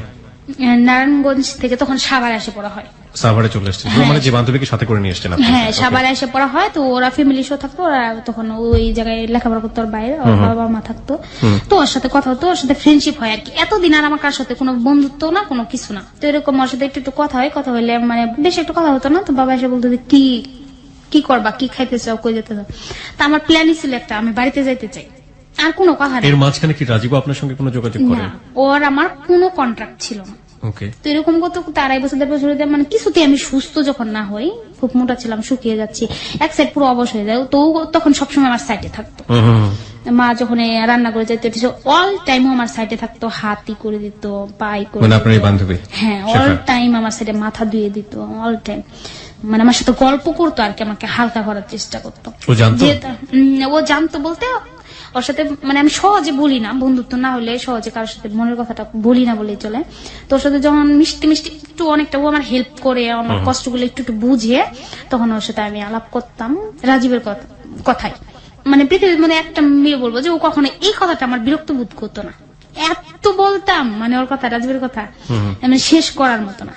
1 বছর পুরো ওকে না দেখে এই গল্প করছে, তো ও মাঝে মাঝে বলতো যে তুমি যেরকম পছন্দ করো ছেলেটাকে, ও কি এখন তোমাকে পছন্দ করে? ও এই সময়টা এরকম হয় যে আমাকে স্কুলে ভর্তি করে দেওয়া হয় ওখানে সবাই, বাট আমি ক্লাস করতে পারি না, শুধু পরীক্ষার জন্য আর কি। কোন ক্লাসে ভর্তি করা হয়? 10-এ ভর্তি করা, আবার নতুন করে 1 বছর গ্যাপ দেওয়ার পর 1.5 বছর হয়ে যায়, বাট নিয়ে ভর্তি করা হয়। স্যারেদের বাসায় আমরা ভাড়া নিই, একটা স্যার থাকে, ওকে। তো উনি হেল্প করে যে আমার স্কুলে পড়ো, ক্লাস করতে হবে না, সুস্থ থাকে। তো ভর্তি করে দিলে ক্লাস তো করতাম না, বেশি সময়টা বাসায় থাকতাম। তো ওর সাথে সবসময় গল্প করতাম, এটা সেটা বলতাম রাজীব সবসময় আর কি, রাজীব সম্বন্ধে যে গল্প করতাম, যে এরকম ছিল একটা ছেলে এরকম করতে, এটা সেটা। আর একটা জিনিস আমার খুব খারাপ লাগতো তখন, যে আমি আর ক্লাস করতাম না, এই জন্য হঠাৎ যদি কখনো ক্লাসে যেতাম, এটা কোনো ছেলে যদি প্রপোজ করতে এটা ছাড়া, তো তখন আমার ওর কথা বেশি মনে হতো, রাজীবের কথাটা। তখন আমি এই ভয়ে আমি আরো ক্লাস করতাম না, যে আমি ক্লাসই করবো না। ওকে। এরকম ও শুনতো, শুনে বলতো যে এখন ও তো হয়তো তোমাকে ভুলে গেছে, ও আরেকটা মেয়ের সাথে হয়তো রিলেশন করতেছে, এটা সেটা ও এইসব কিছু বলতো। বলার পরে এরকম করতে করতে প্রায় 3 বছর হয়ে যায়। 3 বছর মাথায় তখন আমি আরো বেশি অসুস্থ হয়ে যাই। আমি খুব অসুস্থ, আমি পরীক্ষাটা দিই, মানে সবাই ভাবছিল যে না পাসই করবে না, তবে 5 নাম্বারটা এসে যায়। একটু একটু করে আমার বাবার অবস্থাটা একটু ভালো হয়, আমরা এই প্রবলেম থেকে বেরিয়ে আসি। তখন আমার কাকার আস্তে আস্তে যাইতো, সাহস করে বাবাকে বই পেত, তো যাইতো। তার বাবা কালকে কিছু বলতো না, যাই দেখে যখন আমি এতটা অসুস্থ, তো বলতো ওকে নিয়ে যায়, মাস্টারকে বাড়িতে নিয়ে যায় একটু ভালো লাগবে। তো নিয়ে আসে, তো গ্রামে এসে নিয়ে এসে আমার চাচা চাচিরা অনেকদিন রাখে প্রায়। আবার এখানে একটা কথা ছিল, আমি যে পড়তেছিলাম, আমি যে পরীক্ষা দিচ্ছি, এটা এই সম্বন্ধে রাজীব একদম মানে জানা ছিল না, কেউই কিছু জানে না। ওকে আমি চাইছিলাম ওকে একটা সারপ্রাইজ করবো, যে দেখো এত কষ্ট দিল, আমরা আগাই সামনের দিকে। হ্যাঁ, ছেলে পরে আসি, আসার পরে দেখি তো নাই। সো কাকে কি বলা, তো নাই, আমাকে গ্রামের বাড়িতে যাইতে দেয় না, তবু আমি জোর করে যাই আর কি। যাই, আমার এক ফ্রেন্ড ভাগ্নি থাকে, ভাগ্নি ফ্রেন্ড ক্লাসমেট থাকে, মানে ও শুধু জানতো গ্রামে যে আমার পড়ালেখাটা রানিং আছে, তাছাড়া সবাই জানতো যে আমি বসে আছি অসুস্থ, পড়ালেখা হয় না। পরে ওকে বলি, তো বলে ও তো চলে গেছে, তুই চলে যাওয়ার কয়েকদিন পরে ও চলে গেছে, পরীক্ষায় দেয়নি। সেটা শোনার পর ও বলে যে চলে গেল, ও সপ্তাহে একবার আসে তো খোঁজটা করে যে তোদের কোনো খোঁজ আছে কিনা, কারোর সাথে কন্ট্যাক্ট আছে কিনা, সবার কাছে ওর যে ফোন আছে, ওর নাম্বারটা সবার কাছে দিয়ে আসতো গ্রামে, যদি কখনো আসে তাহলে ওকে আমার নাম্বারটা দিও। তার মানে আপনি তো নাম্বার পেয়ে গেলেন খুব ইজিলি? না, ইজি বলতো তখন পাইনি, পরে বলছি তাহলে আমাকে নাম্বারটা দে। তার মানে একটা বিশ্বাস আসলো মনে হচ্ছে যে না, আমি যেরকমটা ছিলাম ও সেমটাই আছে। বাট বললাম তাহলে একটা কাজ কর, নাম্বারটা আমাকে দে। মানে ওরা মানে বিলিভ করতে পারে, ওরা ভাবতেছিল যে আমি মারাই গেছি। তুই অসুস্থ ভাবছি তুই মারা গেছি, তুই কোথা থেকে আসলি? পরে বলছে আমার কাছে নেই, মামারটা নিয়ে, মানে ওর মামার কথা, যে ওর কাছ থেকে, ওর ভালো ফ্রেন্ড, ওর কাছ থেকে তুই ওর নাম্বার নিয়ে। পরে নাম্বারটা নিয়ে ওখানে থাকি 13-14 দিন। তখন আমার একটা আসে যে আমি এখন ঢাকা চলে যাবো, কারণ ওই বাসা থেকে ফোন করা অসম্ভব। আমার কাকাকে খুব করালু মানুষ, অসম্ভব। 13-14 দিন থেকে আমি বলতেছি আমার ভালো লাগতেছে, আমি এখন ঢাকা যাবো। তো ওরা বেশি জোর করতো না, ভাবতো যেহেতু ডাক্তার বলছে যে ও যেটা চাই করুক। তোরা আমাকে ঢাকা নিয়ে এসে বলো ওর সাথে বলি, যে শেফার সাথে বলি যে এরকম আমি রাজীবের নাম্বারটা পাইছি, সো আমাকে ফোন দেবো না দেবো না। তো বলতেছে তুমি 3 বছর ধরে একা একা পেছাল পড়ো, এখন নাম্বার পাইছো, এখন ফোন দিবা না, এটা কোন কথা? এটা আমি ভয় পাইতেছিলাম যে যদি অন্য কিছু বলে, ভয়ের কিছু নাই, দাও, হয়তো না কবো, হয়তো কবো। ওর ফ্রেন্ড কে ফোন দিই, ফোন দিয়ে বলি যে হ্যালো। ওর ফ্রেন্ডের নাম্বার কিভাবে পেলেন আপনি? ওই যে ওর ভাগ্নির কাছ থেকে বা গ্রামের থেকে নিয়ে আসলাম। না, এটা তো ওর নাম্বার না, ওর ভাগ্নি ওর মামার নাম্বারটা দিচ্ছে। আমি ঠিক বুঝতে পারিনি নাম্বারটা আসলে কার ছিল। নাম্বারটা ছিল রাজীবের এক ফ্রেন্ডের। ওকে, তাহলে ফ্রেন্ডই ধরবে স্বাভাবিকভাবে। হ্যাঁ, ও মেয়েটাও ফ্রেন্ড ছিল, ও ফ্রেন্ড ছিল, ও দিচ্ছে একজনের নাম্বার, মানে মেয়ে ফ্রেন্ডটা ওর দিচ্ছে, নিজের নাম্বার নাই, অন্য কারো নাম্বার আছে, মানে ওর কাছে ছিল না, মানে রাখে নাই। ওকে, ওকে ফোন দিই, ওর রাজীবের ফ্রেন্ডকে, ওর নাম ছিল রূপন, ওকে ফোন দিয়ে বলি, পরিচয় দেওয়ার পর তো ওরা চিনতেই পারে না, মানে নাম শুনে তো একদম আধা মানে কান্না হয়ে যায়, তুমি এতদিন পর কোথা থেকে ফোন দিছো, তোমার জন্য এরকম রাজীব প্রত্যেক দিন নিয়ে যায়, মানে প্রত্যেক সপ্তাহে ও একবার গ্রামে যেত, যে আমার খোঁজ করতো যে আমি আসি কিনা, বেঁচে আসছি কিনা। অনেকে বলতো যে হয়তো মারা গেছে, বিয়ে দিয়ে দিছে, মানে আমার ফ্যামিলির সবাই বলতো বিয়ে দিয়ে দিছে। ও বলছে বিয়ে হোক সমস্যা নেই, বাট আমি ওকে দেখতাম, একবার কথা বলতাম, কেউ মানে কন্ট্যাক্ট নাম্বার থাকলে কেউ দিত না, মানে অ্যাকচুয়ালি আলাদা করে দিছে ফ্যামিলি থেকে এটা। ওকে, পরে এরকম আমার ফ্রেন্ডে ফোন দেওয়ার পর আমার কথা শোনা মাত্র দাঁড়াও আগে রাজীবের নাম্বার নাও। পরে রাজীবের নাম্বারটা আমাকে দেয়, মেসেজ করে দেওয়ার পর আমি বলি যে আচ্ছা ভাইয়া আপনি ওকে বললেন না, আমি ওকে ফোন দেবো, বাট আমার ফোনটা কাটতে ও ফোন দিয়ে ওকে বলে দেয়। ওকে, যে বলে দেয় জানোস কে ফোন দিয়েছিল, কে মিত। ও মানে ওয়েট করতেছিল ফোনটা নিয়ে আমি ফোন দেবো। পরে আমি ফোন দিই, ফোন দিলে ও সেই সময়টা আমার নারায়ণগঞ্জ ছিল, সে ড্রাইভ করতো তখন। ড্রাইভার ছিল, হ্যাঁ, সে ওই একটা শিখছিল, ও তখনই পড়াটা বাদ দিয়ে চলে আসে ঢাকায়, আমার এটা জানা ছিল না। আলটিমেটলি পড়াশোনা করেনি, না, ও পরীক্ষা না দিয়ে চলে আসছিল, এসে ড্রাইভিং শিখছিল। ও জানে যে আমিও পড়ালেখা করি না, সেই জন্য হয়তো ও না চলে আসছিল, যার পড়ালেখা করে আর কি হবে, চলে আসে রাগ করে। পরে এক ফোন দেওয়ার পর বলে মানে সব পরিচয় দিয়ে যে আপনি বলি এটা সেটা সব বলে, হ্যাঁ ও সব কথায় বলে, হ্যাঁ ছিল, বলেন আপনার নাম কি, মানে তাও শুনবে আমার মুখ থেকে আমার নামটা। তা আমি বলি না, আমি বলি তাহলে তার নাম বলেন। ও বলেন, প্রায় ঘন্টা খানিকের মতো কথা হয়, সবকিছু বলার পর বলে আচ্ছা আমি আপনাকে চিনতে পারছি, তবু আপনার মুখ দিয়ে আপনার নামটা একবার বলেন। পরে আমি আমার নামটা বলি, বলার পর তো মানে ইচ্ছা রকম বকা দেয়, যত প্রকার বকা আছে দুনিয়াতে। পর বকা টকা দিয়ে কয় ফোনটা একদম বন্ধ করবি না, মানে তুই করে বন্ধ করবি না, খোলা রাখ, আমি এখনই আবার ফোন দিতেছি। তো গাড়ি থামাই আবার রিচার্জ করে বেশি করে আমার সাথে প্রায় 1.5 ঘন্টার মতো কথা, আবার ফোন দিয়ে ইচ্ছা রকম বকে, আবার এই বকতে থাকি। তো এখন ও শুনে হাসে, শেফা বান্ধবী শুনে হাসে যে তুই বললি এত ভালোবাসি এটা সেটা, তো 3 বছর পর ফোন দিতে তোদের বকাই খেতেছিস, বুকে টেকে কান্না করে ফোন কাটে দিছে। শেফা এটা জানলো কিভাবে? আপনি ওর সামনে তো ফোন দিছি, ঢাকায় এসে হ্যাঁ ওর সামনে লাউড দিছে, মানে শুই না আমি নিজেই লজ্জা পাচ্ছি ওর সামনে যে এত ভালোবাসে, সে তো আমাকে ইচ্ছা রকম শয়তান বলে বলতেছে, যে শয়তান এটা সেটা, শয়তানের দাদি এইসব বলতেছে, মরস নাইকা মানে এইসব বলতেছে, বাইসা আসুস কে। পরে এরকম বলার পর বলতেছে রাখ, তোর সাথে আর কে ফোন দিছিস, আর কোনো কথা কইতাম না, রেখে দিয়ে আবার ওই ফ্রেন্ডটি ফোন দিছে, যার কাছ থেকে নাম্বার নিলাম, ফোন দিয়ে ওর কাছে কান্নাকাটি করছে যে ও তো এত বছর পর ফোন দিছে, আমি আবার ওরে বকা দিছি, ও তো ফোন বন্ধ করে দিবে, সেমটাই আমি করছি, আমি দিছি ফোন বন্ধ করে, যে ও মানে এত বকা দিছে আমি আর ফোন করবো না। একদম 13 দিন পর আবার ফোন রানিং করি, রানিং করা মাত্রই ওর রিংটা আসলে কানাকাটি করে যে তুমি আবার ফোনটা বন্ধ করছো কে, আমি তো বকা দিছি এটা রাগে, যে তুমি এতদিন কন্ট্যাক্ট করার চেষ্টা করো নাই কে, সো তুমি কি এটাও বুঝো না, এখনো পোলা বানিয়ে আসো। তো এইসব কথাতে আসলে অন্য সকল কথা হয়নি, সবসময় ওর সাথে মানে কথা বলতাম, কথা বলতে এরকম হয়। তখন মানে যেখানে থাকি আর কি, ওখানে আশেপাশে একটা ছেলে থাকে, মানে আগে থেকে অনেক চয়েস কর, যতদিন ধরে আমরা ওই বাসায় ভাড়া গেছি, মানে ছেলেটার ফ্যামিলির পক্ষ থেকে এরকম আমাদের বাসায় একটা প্রস্তাব আসে, কিন্তু আমার বাবা মা ফ্যামিলি অলরেডি জানে যে ওর সাথে আমার কোনো যোগাযোগ নাই। গ্রামে একটা কথা থাকে না যে বেশি অসুস্থ থাকে ওকে বিয়ে দিয়ে দাও ভালো হয়ে যাবে, এরকম একটা কথা রটে। তো বলে আচ্ছা ওকে বিয়ে দিয়ে মানে কাবিনটা করে এরকম ঘরে রেখে দিয়ে লেখাপড়া করুক, যদি তবুও ভালো থাকে। তো তখন তো ওর সাথে আমার অলরেডি 1 মাস হয়ে গেছে, যোগাযোগ হয়েছে, সবকিছু ঠিকঠাক করে ফেলছে বাবা মারা। গ্রামে নিবে না কেন, গ্রামে নিলে এই আমার এই ব্যাড রেকর্ড সম্বন্ধে সবাই জানে, মানে আমার নামে কেউ জিজ্ঞাসা বলে দিবে না, মানে এটা গোপন রেখে আর কি করবে, এবং কি অসুস্থটাও এটাও গোপন রাখবে আমার ফ্যামিলি থেকে। আচ্ছা, আমরা জানবো যে ঠিক আছে আপনার বিয়ের প্রস্তাব আসতেছে, সেখানে আপনি কিভাবে ফেস করলেন সেটা আমরা জানবো। তবে তার আগে আমাদেরকে একটু বলেন তো যে রাজীবের সাথে যখন আপনার এই জানাজানিটা হলো, তখন কি আপনি রাজীবকে আগের মতোই পেয়েছেন? মানে আপনাদের ভালোবাসাটা কি কন্টিনিউ করলো নাকি কোনো পরিবর্তন পেলেন?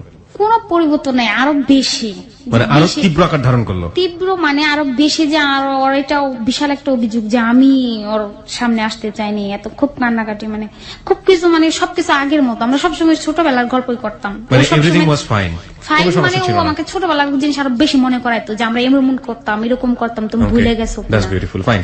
তারপরে যেটা বলছিলেন আপনার ফ্যামিলি থেকে আপনার বিয়ের জন্য প্রস্তাব আসলো। হ্যাঁ, আর প্রস্তাব বলতে ওরা নিজের আগে আগে থেকে মানে সবকিছু ঠিক আছে, মানে আমাকে তো দেখে সবসময় বাসায়, তো দেখার কিছু ছিল না। তো ওখানে আমাদের বাসায় আসে, বোন আসে, মা আসে, আসার পর মানে কি বলবো, ওখানে আসে বলে, মানে এমনি তো আমাকে দেখে কিছু জিগায় না, কিছু বলেন, দেখে যে এমনি শান্তশিষ্ট, কারোর সাথে বেশি কথা বলে না, কোথাও যায় না, এমনি ভদ্র, জানে। তাই সাথে তো বলে, যখন দেখি যে সবকিছু না ফাইনাল হয়ে যাচ্ছে, কথাবার্তা ফ্যামিলি থেকে ঠিক হবে, তো তখন আমি আর মানে কোনো কিছু না পড়তে আমি কি করবো, তখন তো ফার্স্টে রাজীবের সাথে যোগাযোগ হয়, ওকে আমি বলি না, মানে সত্য কথা বলবো যে আমার প্রবলেম গুলো সহজে আমি রাজীবকে বলতাম না, মানে যত দূর সম্ভব নিজে সলভ করতাম। পরে যাই আমি সরাসরি আন্টির সাথে কথা বলি যে আমার ফুফাতো ভাইয়ের সাথে এরকম বিয়ে হয়েছে, সো আপনারা আর কি মানে বললেও কিছু হবে না, আমি কিন্তু বিয়ে করবো না। একদম গিয়ে শাশুড়ি, মানে হবু শাশুড়ি যাওয়ার সম্ভাবনা ছিল, তাকে একদম সরাসরি এটা বলে দেন? মাই গড। সরাসরি মানে আমার ওটা ভীষণ বিরক্ত লাগতো যে এটা বলবে কেন। আমি বলছি যদি বিশ্বাস না জান, আপনি একটা কাজ করেন, গ্রামে যাইয়া আমার নাম আর রাজীব বলেন যে ওরা কে কার কি হয়। তা আমার একটা কনফিডেন্স ছিল যে গ্রামে যাই বলা মাত্র লোকে বলে দিবে, কিছু তো সামনে না বলে আড়ালে তো খারাপ বলবেই, এতে কোনো মিস নাই। তো এরকম বলার পর তো ছেলের মা তো বলছে যে পোলাপান মানুষ মনে হয়তো ওর আগে বলছে এটা সেটা, তো আমি বারবার বলছি যে আমি করবো না, করবোই না। তো ওরা আসছে ঘরে এসে কি কোথায় আপনার মেয়ে এরকম এরকম কথা বলছে, অসুস্থ থাকে, আপনারা কেন বিয়ে করাবেন, আমি বলে দিছি। বলার পর মা আর কিছু বলে নাই, না বললে আমাকে ডেকে এনে বলছে যে নিজের বদনাম তুই নিজে কে করস, লোকের মুখে শুনুক, তুই নিজের কথা নিজে কে বিয়ে করবি না সেটা হচ্ছে আলাদা কথা। পরে মা বলতে তুই কি এখন রাজীবের সাথে কি তোর কোনো কন্ট্রাক্ট আছে না? যে ছেলেটাকে আপনার সাথে বিয়ে দেওয়ার কথা বলা হচ্ছে সেই ছেলেটা কি করতো? দোকান ছিল ওদের ওখানে। আচ্ছা, মানে এক ধরনের ওকে ভালো লাগতো না, মাস্তান টাইপের ছিল। মাস্তান টাইপের ছিল, আচ্ছা। বিশাল বিরক্ত লাগতো। আর আমি যখন রাস্তাঘাটে চলাফেরা করতাম ওই রুটে আমি বেশি বের হতাম না, তবুও মানে ও আমাকে দূর থেকে ডাকতো, মানে গেলেই বলতো বউ কেমন আছো, যে জিনিসটা আমার প্রচন্ড বিরক্ত লাগতো। গেলেই বউ কেমন আছো, বউ কেমন আছো, মানে এখানে থাকলে তো মানে ওর একটা কলা করা হয়েছিল, হ্যাঁ বউ, এমনি কোনো কথা হতো না, দেখা হতো না। কাহিনী কি রাজীব আপনাকে বউ বলে পরিচয় দিচ্ছে, এই ছেলে আপনাকে বউ বলে পরিচয় দিচ্ছে? মানে ওটা মানে চেতানোর জন্য, এই ছেলেটা যেটা করতো এটা হলো চেতানোর জন্য, যে আমি রাগ করে ফেলতাম। দিস ইজ ভেরি, মানে এটা অড, এটা করা উচিত না যে কোনো কাউকে। আর একটা বড় জিনিস যেটা হচ্ছে, কোনো মেয়েকে বা কোন ছেলেকে যদি ভালো লাগে আপনার, সেই ভালো লাগার উপস্থাপনটাও এত সুন্দর হওয়া উচিত যাতে ওই মানুষের কাছে আপনার একটা খুব সুন্দর অবয়ব তৈরি হয়। সেটাকে অশ্লীলভাবে উপস্থাপন করা, ম্যাক্সিমাম তাই করেন হয়তোবা, অথবা করেন না, এটা অন্যায় এবং এটা ভালো লাগে না। একটা চিন্তা করে দেখুন, যে মানুষটাকে আপনি পছন্দ করছেন, সত্যি সত্যি যদি পছন্দ করবেন, তাহলে সেই মানুষটা আপনাকে ভালো ভাবুক, যদি আপনাকে জীবনে নিতে নাই পারে, অন্তত ভালো একটা পার্সোনালিটির মানুষ ভাবুক আপনাকে, সেটার জন্য তার সাথে ব্যবহারটা একটু চিন্তা ভাবনা করে করা উচিত। ওকে, হ্যাঁ, তারপর কি হলো? তখন একটা জিনিস খারাপ হয়, সেটা কি আমার বাসা বাড়িতেও এই খবরটা আর কি হয়ে যায়। ছেলের মহিলা মানুষ কিন্তু একজন আরেকজনের সাথে চর্চা জিনিসটা বেশি করে। তো ও যে আরেকজনে বলছে যে ওর মেয়ে এরকম এরকম মা বাপে বলে বিয়ে দিবে, আর মেয়ে এরকম এরকম কথা বলছে। তো এরকম করতে করতে এক ফ্যামিলি দুই ফ্যামিলির করতে করতে মোটামুটি কম বেশি সেখানে সবাই একটা মানে গুঞ্জন চলে কিছুদিন আর কি।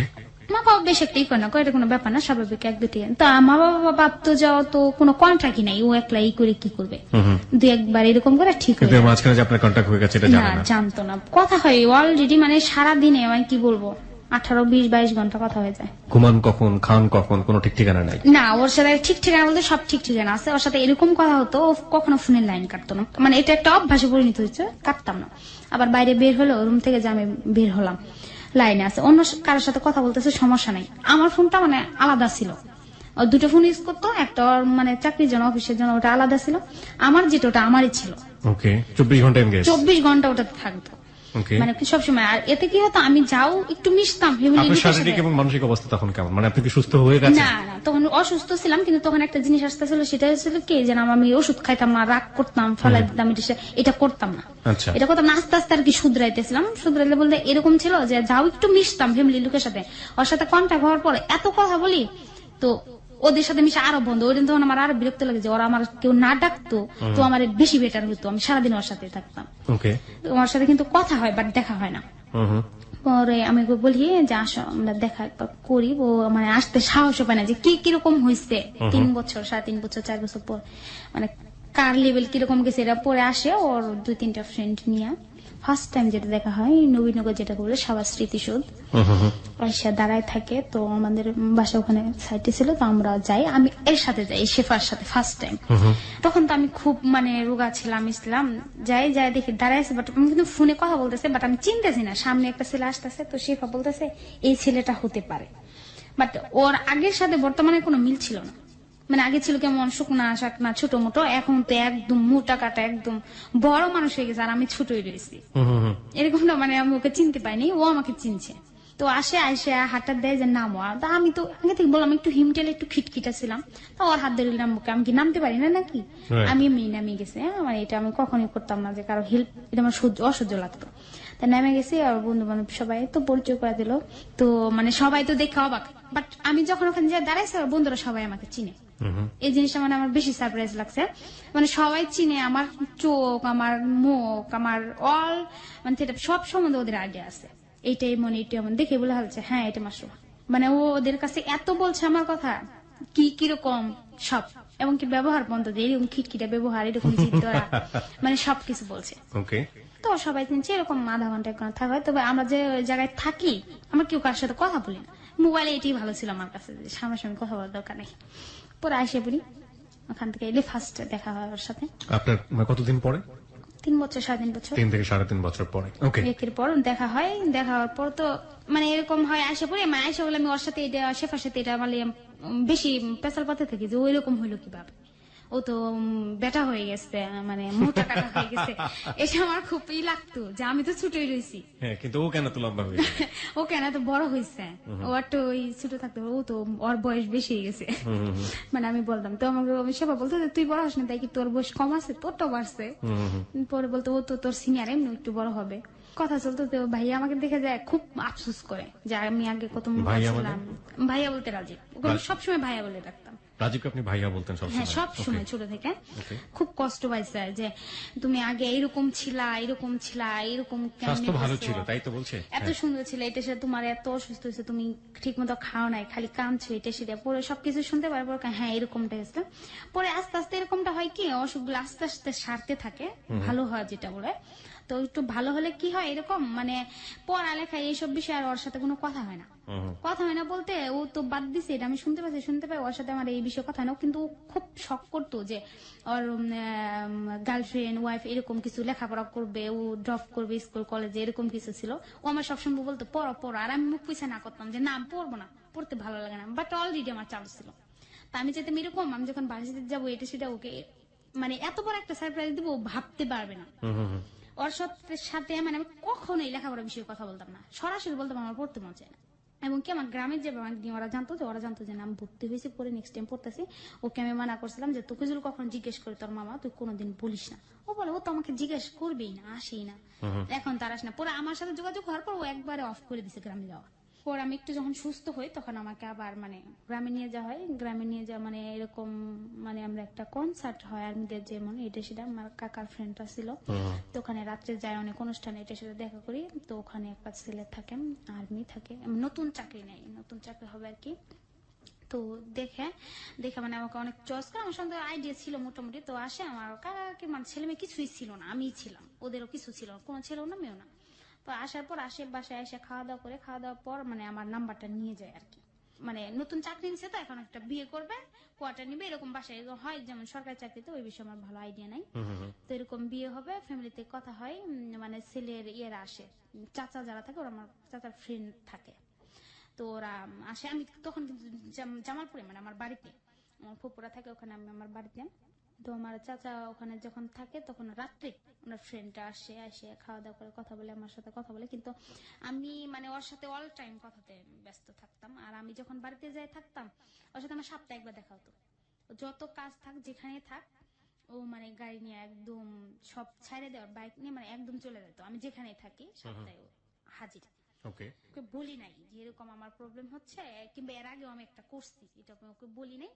বলার পরে যখন ওরা আসছে ছেলেপক্ষ, মানে কথা টথা বলে গেছে যে হবে কালকে আসবে, এরকম পছন্দ হয়েছে, মানে সবারই একটা কথা থাকে যে আমি তো ছোট, তো আমার ফ্যামিলি থেকে এরকম কথা থাকে, হ্যাঁ বিয়েটা হোক সমস্যা নেই, ও কিন্তু লেখাপড়া করবে, তবে এই বিষয়ে ওদের কোনো আবদার থাকে না। মানে সবাই এটা ভাবে যে একটা মেয়ে চায় কি হবো কিছু, ওর তো যা থাকে এমনিতে তো দিবে, আর কারো চাচাদেরও নাই, তো ওর কোনো আবদার না। তো ছেলেরা বলছে আচ্ছা আমি শুধু মেয়ে চাই, মেয়েটা অনেক পছন্দ হয়েছে, আমার কথা বলে আর কি, যে মেয়ে চাই, এঙ্গেজমেন্ট করা থাকবে সমস্যা নেই, লেখাপড়া করুক, বড় হলেই আমরা উঠিয়ে নিব। কিন্তু আমার ফ্যামিলির আবার একটা জিনিস খারাপ দিক ছিল, সেটা মানে আমি যত দুষ্টুমি করতাম তো আমি তো লাজুকটা হয়ে যাই, ওরা আমার কথার মানে কোনো দাম দিত না, যে ওরা একটা ডিসিশন নিছে ওটা করতে হবে, বাধ্যতামূলক যে তোমাকে করতেই হবে, আমার কথা কোনো মূল্য ছিল না। আর আমার কথা কি মূল্য দিবে জানে, আমার জিগেলে আমি বলবো যে রাজীব, এই জন্য আমার জিগাইতো না।